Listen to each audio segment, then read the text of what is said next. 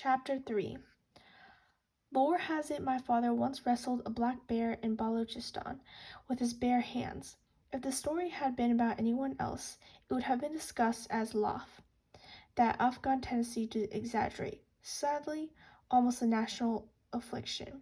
If someone bragged that his son was a doctor, chances were the kid had once passed a biology test in high school. But no one ever doubted the veracity of any story about Baba. And if they did, well, Baba did have those 3 parallel scars coursing a jagged path down his back. I've imagined Baba's wrestling match countless times, even dreamed about it, and in those dreams I can never tell Baba from the bear. It was Rahim Khan who first referred to him as what eventually became Baba's famous nickname, Tufan Akah, or Mr. Hurricane. It was an apt enough nickname. My father was a force of nature, a towering Pashtun specimen with a thick beard, a wayward crop of curly brown hair, as unruly as the man himself, hands that looked capable of uprooting a willow tree in a black glare that would drop the devil to his knees begging for mercy, as Rahim Khan used to say. At parties, when all 6'5" of him thundered into the room, attention shifted to him like sunflowers turning to the sun. Baba was impossible to ignore, even in sleep. I used to bury cotton wisps in my ear, pull the blanket over my head, and still the sound of Baba snoring, so much like a growling truck engine, penetrated the walls. And my room was across the hall from Baba's bedroom. How my father even managed to sleep in the same room as him is a mystery to me. It's on the long list of things I would have asked my mother if I had ever met her. In the late 1960s, when I was 5 or 6, Baba decided to build an orphanage. I heard the story through Rahim Khan. He told me Baba had drawn the blueprints himself despite the fact that he had no architectural experience at all. Skeptics had urged him to stop his foolishness and hire an architect. Of course Baba refused, and everyone shook their heads in dismay at his obstinate ways. Then Baba succeeded, and everyone shook their heads in awe at his triumphant ways. Baba paid for the construction of the 2-story orphanage just off the main street of Jade Maywand, south of the Kabul River, with his own money. Rahim Khan told me Baba had personally funded the entire project, paying for the engineers, electricians, plumbers, and laborers, not to mention the city officials whose mustaches need oiling. It took 3 years to build the orphanage. I was 8 by then. I remember the day before the orphanage opened, Baba took me to Gargah Lake, a few miles north of Kabul. He asked me to fetch Hassan too, but I lied and told him Hassan had the runs. I wanted Baba all to myself, and besides, one time at Gargah Lake, Hassan and I were skimming stones. Hassan made his stone skip 8 times. The most I managed was 5. Baba was there watching, and he patted Hassan on the back, even put his arm around his shoulder. We sat at a picnic table on the banks of the lake, just Baba and me, eating boiled eggs with kofta sandwiches, meatballs, and pickles wrapped in naan. The water was a deep blue and sunlight glittered on its looking glass-clear surface. On Fridays, the lake was bustling with families out for a day in the sun, but it was midweek, and there's only Baba and me, us and a couple of long-haired bearded tourists, hippies, I heard them call. They were sitting on the dock, feet dangling in the water, fishing poles in hand. I asked Baba why they grew their hair so long, but Baba grunted, didn't answer. He was preparing his speech for the next day, flipping through a havoc of handwritten pages, making notes here and there with a pencil. I bit into my egg and asked Baba if it was true what a boy in school had told me, that if you ate a piece of eggshell, you'd have to pee it out. Baba grunted again. I took a bite of my sandwich. One of the yellow-haired tourists laughed and slapped the other one on the back. In the distance across the lake, a truck lumbered around a corner on the hill. Sunlight twinkled in its side view mirror. I think I have serotonin, I said. Cancer. Baba lifted his head from the pages flopping in the breeze. Told me I could get the soda myself. All I have to do was look in the trunk of the car. Outside the orphanage the next day, they ran out of chairs. A lot of people had to stand to watch the opening ceremony. It was a windy day, and I sat behind Baba on the little podium just outside the main entrance of the new building. Baba was wearing a green suit and a caracol hat. Midway through the speech, the wind knocked his hat off and everyone laughed. He motioned me to hold his hat for him, and I was glad to, because then everyone would see that he was my father, my Baba. He turned back to the microphone and said he hoped the building was sturdier than his hat, and everyone laughed again. When Baba ended his speech, people stood up and cheered. They clapped for a long time. Afterward, people shook my hand. Some of them tousled my hair and shook my hand too. I was proud of Baba, of us. But despite Baba's successes, people were always doubting him. They told Baba that running a business wasn't in his blood and he should study law like his father. But Baba proved them all wrong by not only running his own business, but becoming one of the richest merchants in Kabul. Baba and Rahim Khan built a widely successful carpet exporting business, 2 pharmacies, and a restaurant. While people scoffed that Baba would never marry well, after all, he was not of royal blood. He wedded my mother, Sophia Akrami, a highly educated woman universally regarded as one of Kabul's most respected, beautiful, and virtuous ladies. And not only did she teach class Farsi literature at the university, she was a descendant of the royal family, a fact that my father playfully rubbed in the skeptic's face by referring her to as my princess. With me as a glaring exception, my father molded the world around him to his liking. The problem, of course, was that Baba saw the world in black and white, and he got to decide what the black and white. He decided what was black and what was white. You can't love a person who lives that way without fearing him too, maybe even hating him a little. When I was in 5th grade, we had a mullah who taught us about Islam. His name was Mullah Fatullah Khan, a short, stubby man with a face full of acne scars and a gruff voice. He lectured us about the virtues of Sagat and the duty of Hajj. He taught us the intricacies of performing the 5 daily namaz prayers and had us memorize verses from the Quran. And though he never translated the words for us, he did stress, sometimes with the help of a stripped willow branch, that we had to pronounce the Arabic words correctly so God would hear us better. He told us that one day that Islam considered drinking a terrible sin. Those who drank would answer for their sin on the day of Qiyamah, Judgment Day. In those days, drinking was fairly common in Kabul. No one gave you a public lashing for it, but those Afghans who did drink did so in private out of respect. People who bought their scotch as medicine in brown paper bags from selected pharmacies. They would leave the bag tucked out of sight, sometimes drawing furtive, disapproving glances from those who knew about the store's reputation for such transactions. We were upstairs in Baba's study, the smoking room, when I told him about Mullah Fatullah Khan had taught us in class. Baba was pouring himself a whiskey from the bar he had built in the corner of the room. He listened, nodded, took a sip from his drink. Then he lowered himself into the leather sofa, put down his drink, and propped me up on his lap. I felt as if I were sitting on a pair of tree trunks. He took a deep breath and exhaled through his nose, the air hissing through his mustache for what seemed an eternity. I couldn't decide whether I wanted to hug him or leap from his lap in mortal fear. I see you're confused what you're learning in school with actual education, he said in thick voice. But what if what he said is true? Then does it make you a sinner, Baba? Baba crushed an ice cube between his teeth. Do you want to know what your father thinks about sin? Yes. Then I'll tell you, Baba said. But first understand this and understand it now, Amir. You'll never learn anything of value from those bearded idiots. You mean Mullah Fatullah Khan? Baba gestured with his glass. The ice clinked. I mean all of them. Piss on the beers for all those self-righteous monkeys. I began to giggle. The image of Baba pissing on the beard of any monkey, self-righteous or otherwise, was too much.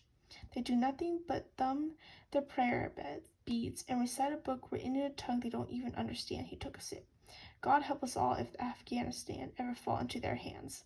But Mullah Fatullah Khan seems nice, I managed between bursts of tittering. So did Genghis Khan, Baba said, but enough of that. You asked about sin, and I want to tell you. Are you listening? Yes, I said, pressing my lips together, but a chortle escaped through my nose and made a snorting sound. That got me giggling again. Baba's stony eyes bored into mine, and just like that, I wasn't laughing anymore. I mean to speak you man to man. Do you think you can handle that for once? Yes, Baba Jan, I muttered, marveling not for the first time at how badly Baba could sting me with so few words. We had a fleeting good moment. It wasn't often Baba talked to me, let alone on his lap. and I've been a fool to waste it. Good, Baba said, but his eyes wondered. Now, no matter what the mullah teaches, there's only one sin, only one, and that is theft. Every other sin is a variation of theft. Do you understand that? No, Baba John, I said, desperately wishing I did. I didn't want to disappoint him again. Baba heaved a sigh of impatience. That stung too, because he was not an impatient man. I remember all the times he didn't come home until after dark, all the times I ate dinner alone. I'd ask Ali where Baba was when he was coming home, though I knew full well he was at the construction site, overlooking this, supervising that. Didn't that take patience? I already hated all the kids he was building the orphanage for. Sometimes I wished they died along with their parents. When you kill a man, you steal a life, Baba said. You steal his wife's right to a husband, rob his children of a father. When you tell a lie, you steal someone's right to the truth. When you cheat, you steal the right to fairness. Do you see? I did. When Baba was 6, a thief walked into my grandfather's house in the middle of the night. My grandfather, a respected judge, confronted him, but the thief stabbed him in the throat, killing him instantly, and robbing Baba of the father. The township caught the killer just before noon the next day. He turned out to be a wanderer from Kundu's region. They hanged him from the branch of an oak tree with still 2 hours to go before the afternoon prayer. It was Rahim Khan, not Baba, who told me that story. I was always learning things about Baba from other people. There is no act more wretched than stealing, Amir, Baba said. A man who takes what's not his to take, be it a life or a loaf of naan. I spit on such a man, and if I ever cross paths with him, God help him. Do you understand? I found the idea of Baba clobbering a thief both exhilarating and terribly frightening. Yes, Baba. If there's a God out there, then I would hope he has more important things to attend than my drinking scotch or eating pork. Now hop down. All this talk about sin had made me thirsty again. I watched him fill his glass at the bar and wondered how much time would pass before we talked about the way we just had. Because the truth of it was, I always felt like Baba hated me a little. And why not, after all? I had killed his beloved wife, his beautiful princess, hadn't I?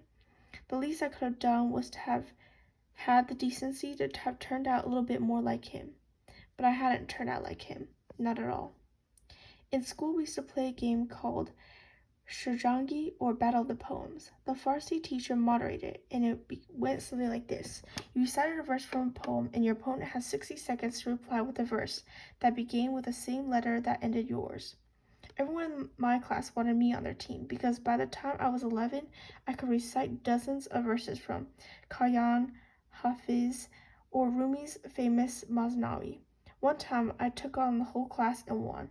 I told Baba about it later that night, but he just nodded, muttered, "Good." That was how I escaped my father's aloofness in my dad's mother's books. That and Hassan, of course. I read everything. Rumi, Hafiz, Sadi, Victor Hugo, Jules Verne, Mark Twain, Ian Fleming. When I finished my mother's books, not the boring history ones, I was never much into those, but the novels, the epics, I started spending my allowance on books. I bought one a week from the bookstore near Cinema Park and stored them in cardboard boxes when I ran out of shelf room. Of course, marrying a poet was one thing, but fathering a son who preferred burying his face in poetry books to hunting, well, that wasn't how Baba had envisioned it, I suppose. Real men didn't read poetry, and God forbid they should ever write it. Real men, real boys play soccer, just as Baba had when he was young. Now that was something to be passionate about. In 1970, Baba took a break from the construction of the orphanage and flew to Tehran for a month to watch the World Cup games on television, since at that time, Afghanistan didn't have TVs yet. He signed me up for soccer teams to stir the same passion in me. But I was pathetic, a blunt reliability to my own team, always in the way of an opportune pass or unwittingly blocking an open lane. I shambled about the field on scraggly legs, squalled for passes that never came my way, and the harder I tried waving my arms over my head frantically screeching, I'm open, the more I went ignored. But Baba wouldn't give up. When it became abundantly clear that I hadn't inherited the shred of his athletic talents, he settled for trying to turn me into a passionate spectator. Certainly I could manage that, couldn't I? I faked interest for as long as possible. I cheered with him when Kabal's team scored against Kandahar and yelped insults at the referee when he called a penalty against our team. But Baba sensed my lack of genuine interest and resigned himself to the bleak fact that his son was never going to either play or watch soccer. I remember one time Baba took me to the yearly Buzkashi tournament that took place on the first day of spring, New Year's Day. Buzkashi was and still is Afghanistan's national passion. A Chapin dance, a highly skilled horseman, usually patronized by rich aficionados, has to snatch a goat or cattle carcass from the midst of a melee. Carry that carcass with him around the stadium at full gallop and drop it in a scoring circle while a team of other Chapandeas chases him and does everything in its power, kick, claw, whip, punch, to snatch the carcass from him.